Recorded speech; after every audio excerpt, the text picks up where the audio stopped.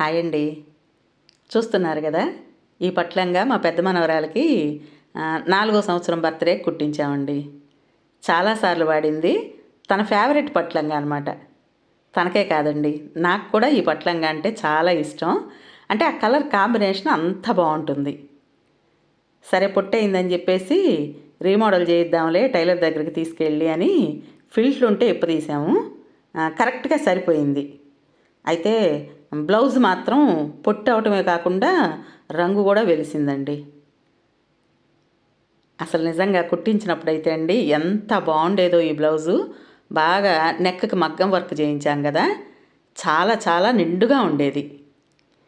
సరే ఆ బ్లౌజ్ ఎలాగో పనికిరాదని చెప్పేసి తీసేసి కొత్తది కుట్టిద్దాం కదా అని చెప్పేసి మా కోడలు అదే కలర్లో క్లాత్ తీసుకొచ్చింది. చిన్న చిన్న బుటీలతో బ్లౌజ్ పీస్ చాలా బాగుందండి. అయితే బ్లౌజ్ కుట్టిన తర్వాత మంచి రిచ్ లుక్ వస్తుంది. నేనైతే అదే చెప్పాను, అమ్మ చూడ్డానికి ఇలా సాదాసీదాగా ఉందనుకోకు, కుట్టిన తర్వాత చాలా బాగుంటుంది అని చెప్తే మా మనవరాలు సరే నాని అని అంటోంది. లోపల లైనింగ్ క్లాత్ కూడా కొనుక్కొచ్చిందండి ఒకసారి. కాకపోతే బ్లౌజు ఏ మోడల్ పెట్టిస్తే బాగుంటుంది ఏంటి చెప్పండి అత్తయ్య అంటే నేను అదే చెప్తూ ఉన్నాను. సేమ్ ఇదే కలర్ పట్టు చీర నాకు ఉందండి. నేను తిరుపతి వెళ్ళొచ్చిన షార్ట్ ఒకటి పెట్టాను కదా, అందులో చూడండి ఇదే కలర్ పట్టు చీర. మా మనవరాళ్ళిద్దరూ సేమ్ పించ్ అంటున్నారు నన్ను.